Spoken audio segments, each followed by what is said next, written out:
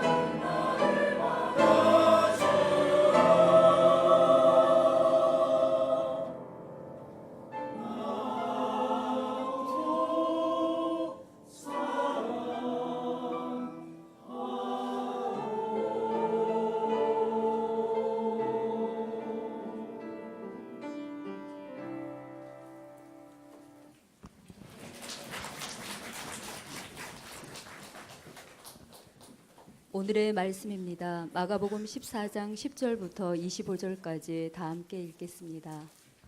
12 중에 하나인 가롯 유다가 예수를 넘겨주려고 대제사장들에게 가매 그들이 듣고 기뻐하여 돈을 주기로 약속하니 유다가 예수를 어떻게 넘겨줄까 하고 그 기회를 찾더라.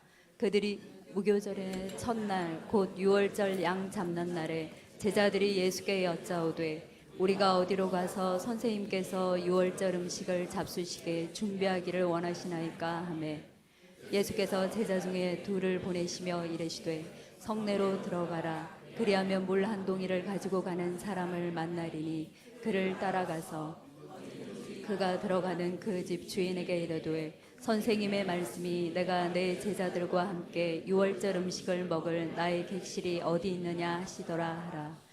그리하면 자리를 펴고 준비한 큰 다락방을 보이리니 거기서 우리를 위하여 준비하라 하시니 제자들이 나가 성내로 들어가서 예수께서 하시던 말씀대로 만나 유월절 음식을 준비하니라. 저물매 그 둘을 데리시고 가서 다 앉아 먹을 때 예수께서 이르시되 내가 진실로 너희에게 이르노니 너희 중에 한 사람 곧 나와 함께 먹는 자가 나를 팔리라 하신대 그들이 근심하며 하나씩 나는 아니지요 하고 말하기 시작하니 그들에게 이르시되 12 중에 하나 곧 나와 함께 그릇에 손을 넣는 자니라. 인자는 자기에 대하여 기록된 대로 가거니와 인자를 파는 그 사람에게는 화가 있으리로다.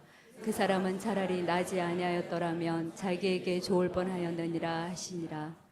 그들이 먹을 때 예수께서 떡을 가지사 축복하시고 떼어 제자들에게 주시며 이르시되 받으라 이것은 내 몸이니라 하시고 또 잔을 가지사 감사하기도 하시고 그들에게 주시니 다 이를 마시매 이르시되 이것은 많은 사람을 위하여 흘리는 나의 피 곧 언약의 피니라. 진실로 너희에게 이르노니 내가 포도나무에서 난 것을 하나님 나라에서 새 것으로 마시는 날까지 다시 마시지 아니하리라 하시니라. 아멘. 오늘 말씀 제목을 같이 한번 읽어보도록 하겠습니다. 시작. 네. 다음 주간이 이제 고난 주간이 시작이 됩니다. 그래서 고난 주간에 맞춰서 그 기간에 있었던 말씀을 제가 한번 전해보고자 합니다.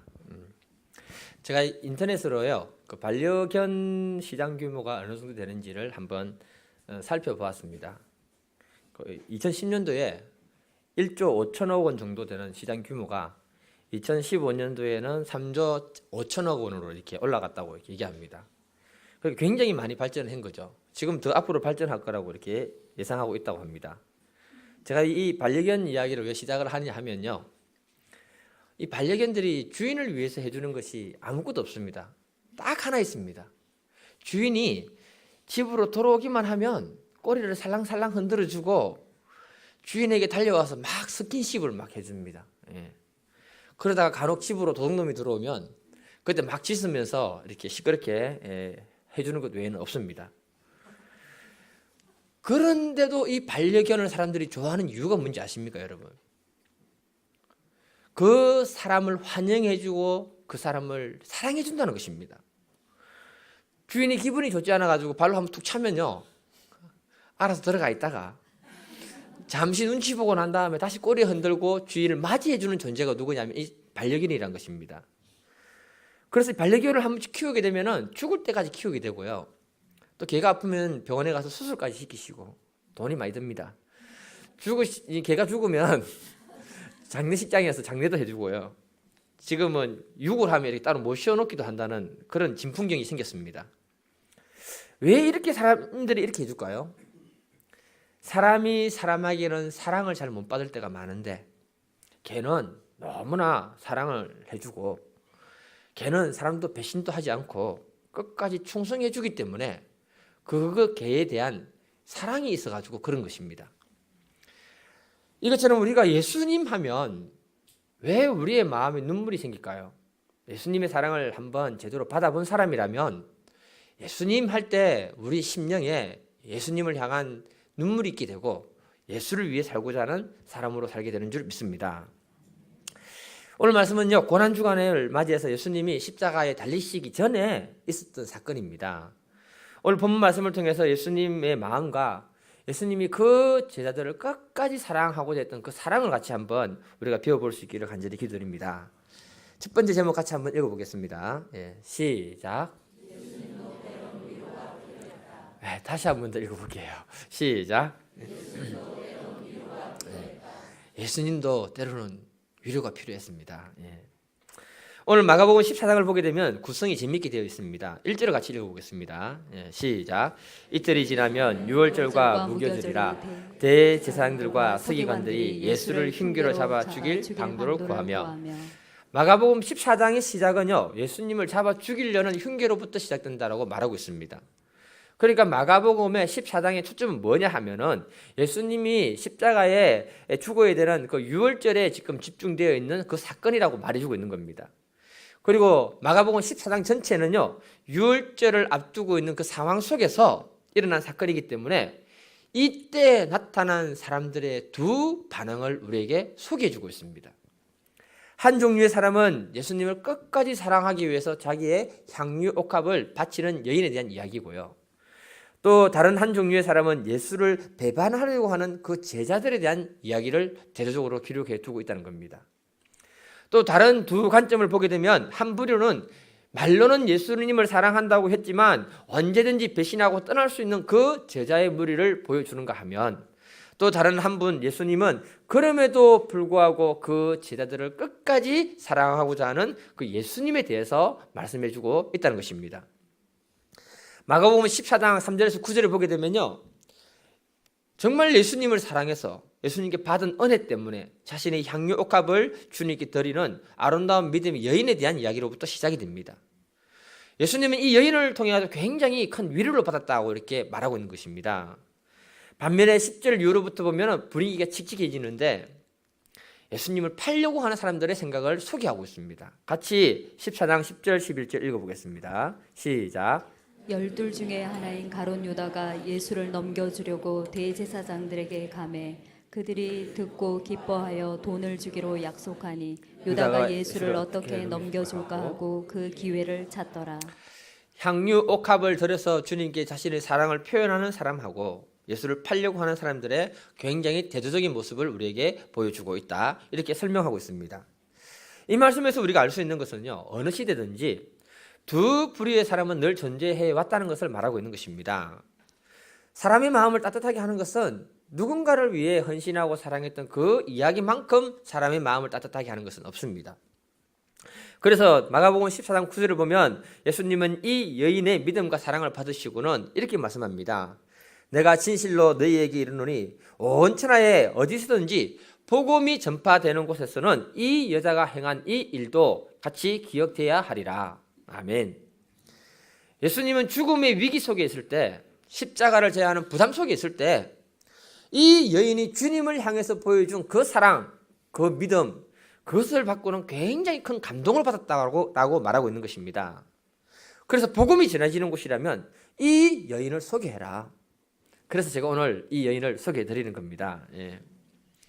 우리는 생각할 때 예수님은 하나님이니까 어떤 어려움도 그냥 넘어가고 상처도 받지 않는다라고 생각하기 쉽습니다. 그러나 성경을 보면 예수님도 우리와 똑같은 인간이었다라고 이렇게 말씀하고 있습니다. 그래서 우리가 느끼는 감정과 우리가 느끼는 고통을 다 동일하게 느낀 분이라고 말씀하고 있습니다. 심지어 십자가를 져야 되는 그 상황 속에서 주님이 너무 괴로워서 땀방울이 핏방울이 되도록 기도했다라고 말씀합니다. 그러면서 자기가 십자가 지는 것이 너무 힘드니까 제자들에게 중보의 기도를 요청을 합니다. 제자들이 그때 어떻게 했습니까, 여러분? 다 주무셨죠. 그래서 예수님이 약간 화가 나는 투로 너희들은 한시도 깨어 있을 수 없느냐라고 책망을 하는 것이 예수님의 그 마음에 나타나 있습니다. 그러니 십자가를 져야 한다는 강한 부담감 속에 있을 때 이 한 여인이 주님을 향해서 드린 그 진심과 사랑은 예수님을 감동시키기에 충분했다는 것을 우리에게 말씀하고 있는 겁니다. 어쩌면 십자가를 져야 하는 그 시점에 유일하게 예수님께 위로한 사람은 이 여인뿐이었다라고 말하고 있는 겁니다. 예수님도요, 때로는 한 번쯤은 위로와 사랑을 받고 싶어 한 것이 바로 예수님입니다.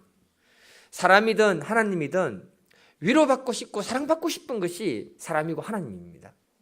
그때 힘을 얻고 용기를 얻어서 살아갈 수 있게 되는 것입니다. 그래서 우리가 잘 알아야 되는 게 뭐냐면요, 사람은 누구든지 사랑받고 위로받을 때 힘과 용기가 생긴다는 것을 기억해야 됩니다. 그래서 어쩌면 십자가를 지고 가야 되는 이 시점에서 예수님은 제자들에게 3년 반 동안 섬겼기 때문에 제자들에게 한 번쯤은 사랑과 위로를 받고 싶었던 때가 아마 이때가 아니었는가 추측을 해봅니다. 그런데 제자들의 분위기를 보면 예수를 팔려는 사람이 나타났다. 그리고 복음서를 보게 되면 그 분위기가 굉장히 칙칙하게 나타나고 있습니다. 우리가 하나님을 이해하고 사람을 이해하는 데 있어서 중요한 것이 있습니다, 여러분. 그게 뭐냐 하면 겉으로 보는 것과 속으로 보는 것은 다르다. 사람은 겉으로 볼 때는요, 다 괜찮은 것 같습니다. 옆에 사람 한번 보십시오. 다 괜찮은 것 같이 보입니다. 뭐 직장도 그만하면 됐고, 뭐 자녀를 그만큼 키웠으면 성공한 것 같고, 그렇지만 그 마음 깊이 들어가 보면요, 많은 사람들이 힘들어하고 있습니다. 왜냐하면 아픔과 어려움 없는 사람은 이 땅에 아무도 없기 때문에 그런 것입니다. 그래서 누군가에게 한 번은 기대해 보고 싶고 누군가는 에게 그 품에 안겨서 한번 실컷 울어보고 싶기도 하고 소리치고 싶을 때가 있는 겁니다. 근데 그냥 단지 그냥 꾹 참고 있을 뿐입니다. 그렇죠? 한 청년이 길거리에서 길거리 한복판에서 피켓을 들고 서 있었습니다. 그 표지판에 이렇게 적혀 있었습니다. 공짜로 안아드립니다. 사람들이 다들 이상한 눈빛으로 쳐다보면서 수군거렸습니다. 혹시 변태 아니야? 아무나 안으면 안 되지. 공짜라고 해도 너무 이상해. 이렇게 사람들이 수군거리기 시작했습니다. 몇 시간이 지났는데도 그 청년에게 아무도 와서 안기는 사람이 없었습니다. 청년 역시 지칠 대로 지쳤습니다. 그때 한 소녀가 다가오더니 말을 건넵니다. 정말로 안아주실 거예요? 그래서 청년이 말하기를 그래 하면서 한마디 더 건넵니다. 너 많이 힘들었구나. 그랬더니 소녀가 예 하면서 그 청년의 품에 안깁니다. 그리고는 갑자기 눈물을 쏟아내면서 울기 시작합니다. 한참 울더니 이제 됐어요. 기분이 좀 좋아졌어요. 그리고는 돌아서서 가려고 하는 거예요. 그때 청년이 이렇게 얘기합니다. 우리 열심히 살기로 약속? 그 광경을 옆에서 지켜보던 사람들이 마치 약속이라 한 것처럼 남녀노소 가리지 않고 그 청년에게 안기더라는 겁니다. 그리고 어떤 사람은 그 품에서 흐느끼기도 하더랍니다. 누구나 겉보기에는 다 괜찮은 것처럼 보이지만 속으로는 다 힘들어하고 있다는 것입니다. 그래서 누군가의 품에 안겨서 울고 싶기도 하고 소리치고 싶기도 하고 그러면서 위로도 받고 싶기도 하고 용기를 얻고 싶기도 한 것이 바로 우리들이란 것입니다. 어쩌면 예수님도 십자가를 지어야 되는 그 상황 속에서 자신의 모든 감정을 숨겨두고 그냥 꾹 참고 있었다라고 보시면 됩니다. 그런데 자신이 사랑해서 모든 걸 투자했던 그 제자들 중에는 자기를 팔려는 사람이 있고 그들 중에는 예수님을 부인하다 못해서 예수를 3번까지 부인하다 못해서 저주하는 사람도 있고 예수가 십자가에 매달릴 때 두려워서 도망가는 사람들이 다 제자들이었다라고 말하고 있습니다. 물론 예수님은 그들의 허물과 약점과 이런 부분들을 감당하기 위해서 이 땅에 오셨습니다. 또 그들이 목자 없이는 양처럼 흩어질 것을 이미 다 알고 계셨습니다. 그럼에도 불구하고 한 여인이 주님께 드린 그 향유 옥합을 받으시고 큰 위로와 사랑을 덧입었다라고 말씀하고 있는 겁니다. 그래서 주님이 이렇게 말씀합니다. 여러분 마가복음 14장 8절 읽겠습니다. 시작. 그는 힘을 다하여 내 몸과 내 장례를 미리 준비하였느니라. 아멘. 예수님의 제자들 중에는 아무도 준비해 준 사람이 없지만 이 여인이 미리 다 준비해 주었다. 내가 이 여인을 통해 위로와 힘을 얻었다. 이렇게 말씀하고 있는 겁니다. 예수님의 공생의 사역 중에 가장 약했을 때가 언제인가 하면 바로 십자가를 져야 되는 이 고난주간이 가장 연약했고 가장 힘들었던 시기였습니다. 그래서 우리는 이 말씀을 통해서 깨달아야 하는 것이 있는데요. 에베소서 1장 23절을 보게 되면 교회를 주님의 몸이라고 이렇게 말하고 있습니다. 예수님의 육신도 진짜 몸이고요. 이 교회도 주님의 피값으로 산 진짜 몸이라고 말하고 있는 겁니다. 이 주님의 교회가 위기가 있을 때, 어려움이 있을 때는 예수님도 가장 어려운 때이고 가장 약해져 있는 때라고 보면 되는 것입니다. 이때 주님이 누구를 통해서 위로를 받고 은혜를 받을까요? 주님의 몸된 교회를 사랑하는 사람을 통해서 위로를 받고 은혜를 받게 되는 줄 믿습니다. 오늘 본문에서 예수님이 위기 때가 되었을 때 정말 예수님을 사랑하고 했던 사람과 그렇지 못한 사람이 구분되어졌습니다. 그것처럼 주님의 몸된 교회가 어렵고 힘들 때 정말 주님을 사랑하는 사람과 주님을 사랑하지 않는 사람이 구분되어지는 줄 믿습니다. 제가 지금 와서 과거를 잠시 돌아보니까요, 제가 이런 영적인 세계를 깊이 알지는 못했지만 저도 모르게 교회가 어려웠을 때 제 삶을 드리고 하나님 앞에 내 자신을 내어 드린 적이 있습니다. 지금 생각해보면 굉장히 큰 은혜인 것 같습니다. 제가 터키에서 돌아왔을 때 교회는 기업 가운데 굉장히 어려움이 있었습니다. 그런데 그때 저는요, 교회를 세우는 일에 저도 모르게 열심을 내었고요, 정말 마음을 다한 눈물의 기도를 밤마다 우리 예배 밤마다 들을 때마다 제가 올려 들었습니다. 그리고 성령의 감동을 쫓아가지고 정말 적은 예물이지만 제 입장에서는 전 재산을 하나님께 드린 적도 있었습니다. 그때 하나님이 저를 새롭게 보지 않았을까, 저는 그렇게 생각이 됩니다. 또 그때 우리 목사님도 저를 또 새롭게 보지 않았을까 생각이 됩니다. 예. 제가 하나님의 큰 은혜 속에서 우리 교회와 여러분들을 섬길 수 있게 된 것, 그 기회를 허락하신 것은 다른 것이 아니라고 생각합니다. 오늘 목사님들이 얼마나 많이 계십니까? 여러분, 우리 교회에 목사님 구합니다 하면 이력서가 몇 통 정도 들어올 것 같아요. 200통에서 300통은 들어옵니다. 예, 이런 교회입니다. 예. 별로 놀라시지 않네요. 예. 이런 상황 속에서 제가 여러분들에게 은혜를 입었고 또 여러분들에게 감사를 드리고 있습니다. 그럼에도 불구하고 주님의 몸된 교회가 위기 속에 있을 때 제가 드린 그 작은 진심을 하나님 받으시고 축복해 주신 줄 저는 믿습니다. 시간이 한참 지나고 나서 보니까 제가 정말 복된 일을 했다, 이런 것을 깨닫게 되었습니다. 오늘 본문도 자세히 보게 되면요, 우리들 앞에는 늘 두 가지의 선택 문제가 늘 있다는 것을 말해주고 있는 겁니다. 좋은 일이 있을 때는 선택은 별로 그렇게 중요하지 않습니다, 여러분. 그러나 개인적으로, 교회적으로, 나라적으로 위기가 있을 때 이 선택의 문제는 굉장히 중요한 것이라고 말하고 있는 것입니다. 이때 어떤 사람들은 정말 예수님을 사랑하기 때문에 자신의 모든 것을 내어주는 것을 선택하는 분들이 있고, 어떤 분들은 그 위기 속에 자기의 유익을 찾는 사람도 있다는 것입니다. 우리 모두는 주님을 사랑하기 때문에 언제나 주님 편에서 주님이 기뻐하는 선택을 다 하실 수 있기를 간절히 기도드립니다. 오늘 말씀을 통해서 지혜가 있는 분들은 내가 언제 주님을 위로하고 언제 하나님으로부터 축복을 받을 수 있는 그 기회인가를 알게 됐을 것이라고 생각이 됩니다. 주님의 몸된 교회가 가장 어렵고 힘들 때 우리가 마음을 다해서 드리는 중보기도, 그 기도의 헌신, 또 마음을 다해 드리는 그 물질의 헌신, 마음을 다해서 드린 그 섬김의 헌신을 하나님이 기뻐 받으시고 또 그것을 통해서 하나님 위로를 받으시고 그분을 축복하시는 줄 믿습니다. 두 번째 제목 같이 한번 읽어보겠습니다. 시작. 오늘 본문은 제자들에게 예수님이 어떻게 끝까지 사랑해 주시는가를 갖다가 말씀해 주고 있는 부분입니다. 제자들이 유월절 음식을 먹기 위해서 예수님께 묻습니다. 예수님, 유월절 음식을 어디서 어떻게 준비를 해야 할까요? 그때 예수님이 이렇게 저렇게 하라고 지시를 하면서 13절에 이렇게 말합니다. 같이 읽겠습니다. 13절 시작.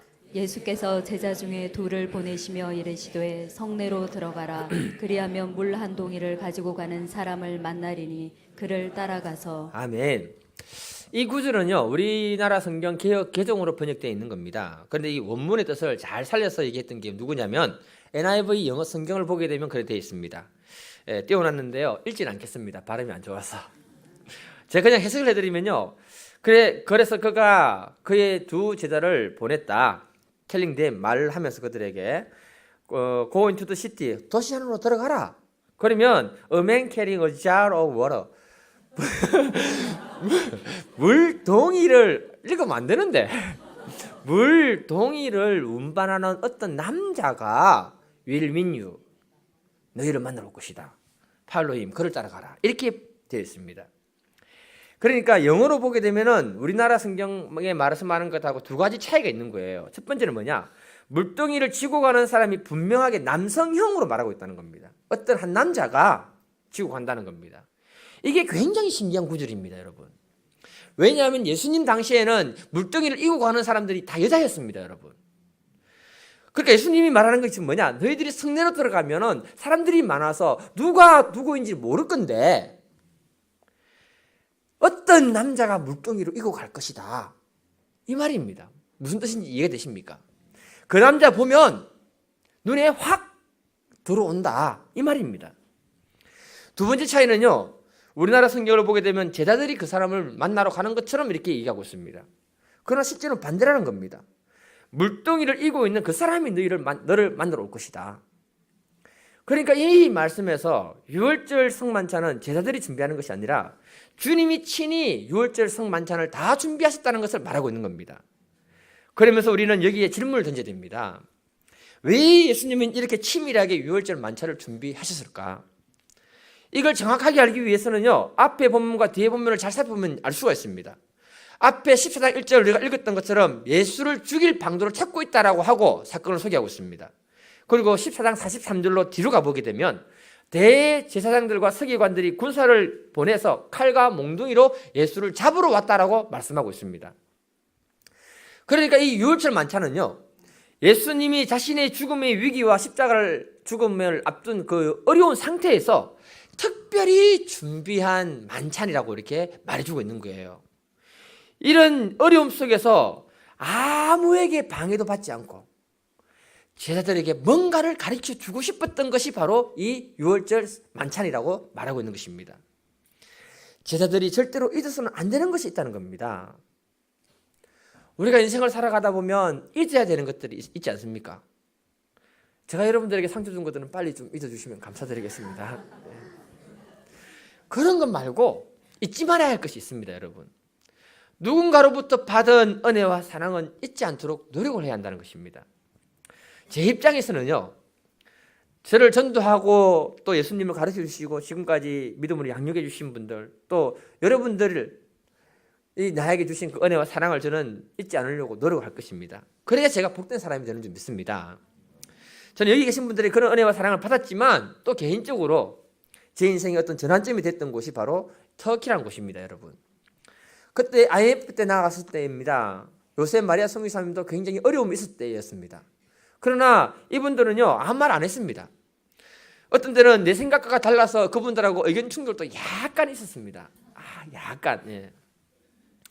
그렇지만 저는 무슨 생각을 가졌냐면요, 부모 형제 다 버려두고 이방 땅까지 왔는데 이분들이 나의 형님이고 누님 아니냐, 기회가 되면 정말 이분들을 섬기고 도와주고 싶다, 이런 생각을 늘 가지고 있었습니다. 왜냐하면 그분들의 도움이 없었으면 저는 언어 공부라든지 정착하는 일이 쉽지 않았을 겁니다, 여러분. 한마디로 말하면 제가 은혜를 입은 것입니다. 그래서 이분들이 식당 사업을 하실 때 물질적으로 어려움이 있었을 때 제가 조건 없이 쓰시라고 그냥 돈을 한 2번 정도 드린 적이 있었습니다. 제가 이분들을 인정해드리고 그분들 인정해드릴 때 이분들이 저를 귀하게 봐주시더라고요. 이것처럼 주님이 제자들에게 원하는 것은 다른 것이 아니었습니다. 예수님이 가장 약하고 연약하고 힘들 때 그 제자들을 끝까지 사랑한 그 예수님을 기억해 주었으면 좋겠다는 겁니다. 요한복음 13장에서는요, 예수님이 제자들의 발을 씻어주시면서 유월절 만찬을 같이 나눕니다. 그렇게 하신 이유는 오직 하나입니다, 여러분. 얘들아, 지금은 너희들이 잘 모르겠지만 내가 끝까지 너희들을 사랑했다는 것을 기억해 주렴. 나는 너희들을 정말 사랑했단다. 이런 강한 메시지를 갖다가 그 제자들에게 전달해 주고 있는 것이 바로 유월절 만찬인 것입니다. 여자분들은 아기를 낳아보기 전까지는 어머니의 그 사랑을 잘 모른다고 합니다. 시집가서 배가 아파서 애 놓을 때 너무 아프니까 그때 엄마가 이렇게 나를 아픈 가운데 낳았구나, 그걸 이렇게 알게 된대요. 저는 남자라서 잘 모르겠습니다. 그러면서 엄마의 그 사랑이 뭔지를 느끼게 된다고 말을 하더라고요. 이것처럼 제자들이 지금은 주님이 그들을 향한 사랑을 보여주도 잘 모르지만 언젠가 주님과 비슷한 위치에 가면 갈수록 그들을 향해서 주신 주님의 사랑, 그 은혜, 그 긍휼하심이 무엇인지를 깨닫게 된다는 것입니다.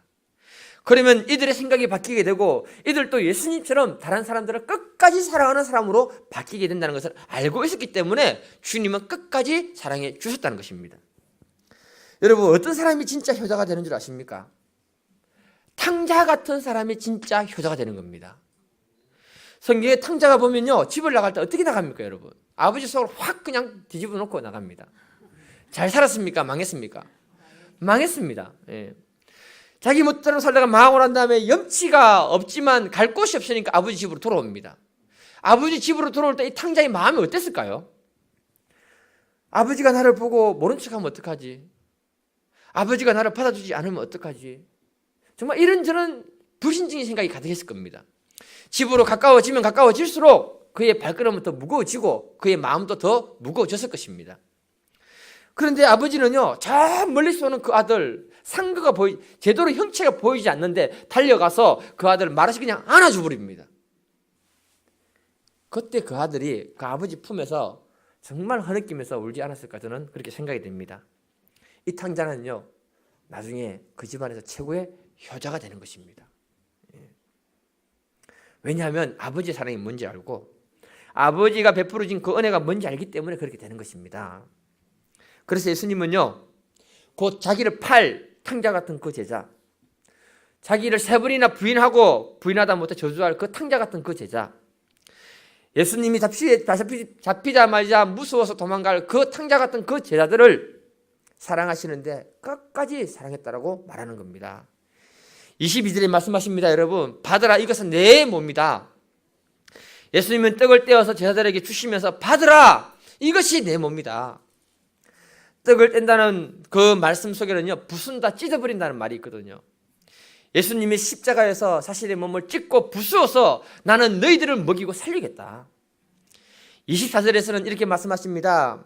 이것은 많은 사람을 위하여 흘리는 나의 피, 곧 언약의 피다.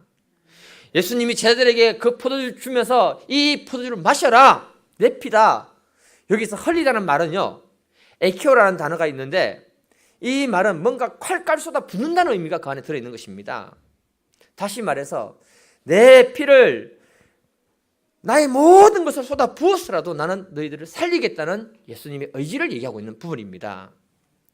저희 말씀 생각하다 보니까 생각나는 물고기가 생각나는데, 가시 물고기 아십니까 여러분? 예, 가시 물고기, 가시고기. 예. 예. 예, 가시고기는요, 암컷이 알을 놓고 나면 가버린대요. 수컷이 이 알을 지킵니다. 지킬 때 등에 가시를 딱 씌워놓고요, 그때부터 먹지도 않고 이 알들을 갖다가 지키면서 떠내려가면 물어와서 다시 그 자리에 넣어주고 산소를 계속 공급해주고, 그러다가 나중에 이 알이 부화되기 시작하면 수컷이 그때 죽습니다. 수컷이 죽으면 그 새끼들은 아무것도 모르고 그 아버지의 살을 뜯어먹고 이 새끼들이 자라기 시작하는 거예요.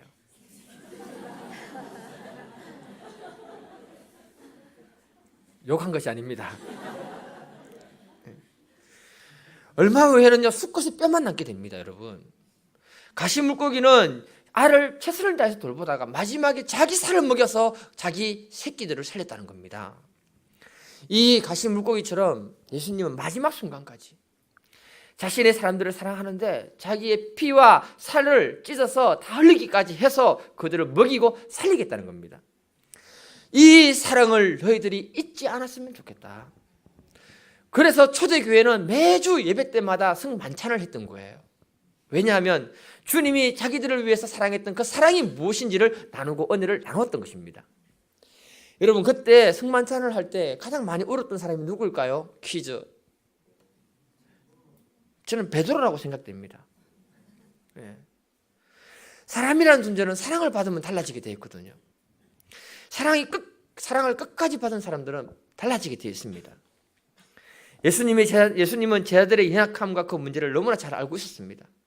이들이 주님의 말씀대로 살지 못할 것도 알고 있었고, 연약해서 믿음의 길에서 넘어질 것도 알고 있었습니다. 그렇지만 끝까지 사랑해주고 믿어주고 내가 신뢰해주면 반드시 달라질 것도 알았습니다. 그래서 예수님은 십자가에서 끝까지 사랑하면서 그 제자들을 품어주셨던 겁니다. 이게 사랑입니다, 여러분. 주님은요, 지금도 저와 여러분들을 너무 사랑하시기 때문에 연약해서 주님 말씀대로 못 사는 것도 알고 있습니다. 또 연약해서 갈등이 생기고 고민이 생기고 믿음의 길에서 넘어지는 것도 다 알고 있습니다. 그래도 우리 주님은요, 나는 너희들을 사랑하고 끝까지 사랑한다는 것을 말씀하고 있는 겁니다. 그 십자가의 사랑을 우리가 알게 되면 변화되는 줄 믿습니다. 제가 앞에서 거론했듯이 우리 모두는 위로가 필요하고 사랑이 필요한 존재들입니다. 겉으로 볼 때는요 아무 문제 없는 것이 보입니다. 그리고 세상에서 너무너무 잘 살아가는 사람들처럼 보입니다. 그런데 조금만 깊이 들어가 보면 정말 누구한테 기대고 싶고 그 품에 안겨서 울고 싶고 그런 존재입니다. 오죽했으면 노래 중에 울고 싶어라 노래가 있겠습니까? 단지 나의 연약함과 약점을 사람들에게 보이기 싫어서 그냥 꾹 참고 있을 뿐입니다. 이런 우리들의 마음은 주님은 다 알고 있다는 겁니다. 그래서 우리 주님은 십자가에서 두 팔을 벌리고 우리들을 향해서 쳐다보고 있습니다. 그리고 선포하시는 말씀이 뭐냐? 수고하고 무거운 짐진 자들아 다 내게로 오라. 내가 너희를 끝까지 사랑해 주겠다. 그래서 양팔을 벌리고 있는 거예요. 그 품에 안기기를 원한다는 것입니다. 우리가 주님 품에 안기면 그때 주님 말씀합니다. 너 많이 힘들었지? 너 많이 외로웠지? 직장과 사업터와 그런 곳에서 얼마나 많은 스트레스를 받고 있어. 내가 알고 있어. 겉으로는 말없이 강한 척하고 있지만 곧 쓰러질 것 같은 그 너의 마음을 내가 알고 있어. 그래서 내가 너희들을 위해 십자가에 못 박히지 않았니? 이 십자가를 기억해 주렴. 이 십자가 뒤에 숨어있는 나의 사랑을 너희가 꼭 기억해 주면 좋겠다. 이렇게 말씀하고 계시는 겁니다. 여러분, 십자가는 사랑입니다. 십자가는 주님의 품입니다. 십자가는 저와 여러분들의 모든 허물과 약점을 다 용서하는 은혜의 용광로가 되는 것입니다.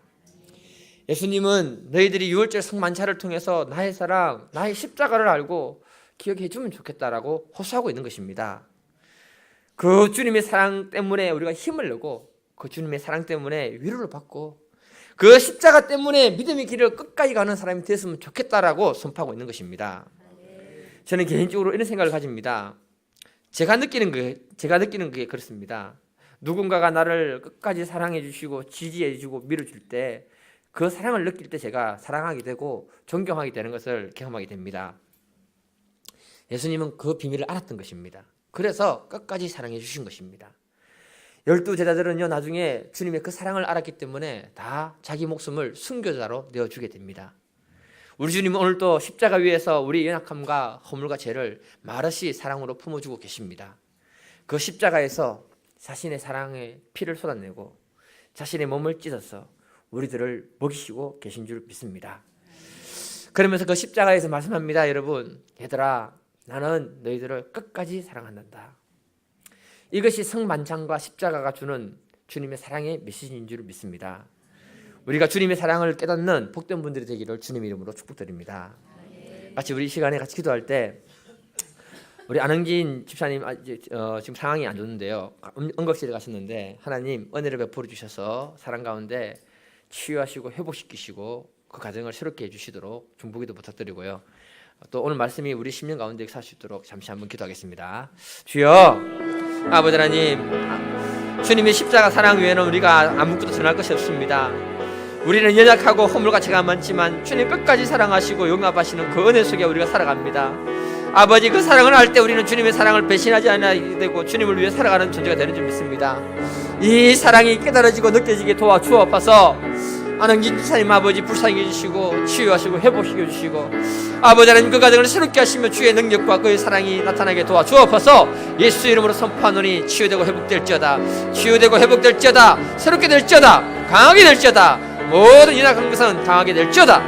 아버지 하나님, 우리가 십자가 사랑을 느낄 때 믿음으로 승리하는 믿음의 사람들 되는 줄 믿사오니 도와주옵소서. 주의 권능으로 우리를 사로잡아 주시고 은혜를 베풀어 주옵소서. 이 예배가 주님 앞에 드려지는 온전한 사랑의 예배가 되기를 간절히 기도드려오니 주님 붙들어 주옵소서. 예수님의 이름으로 기도드려옵나이다. 아멘.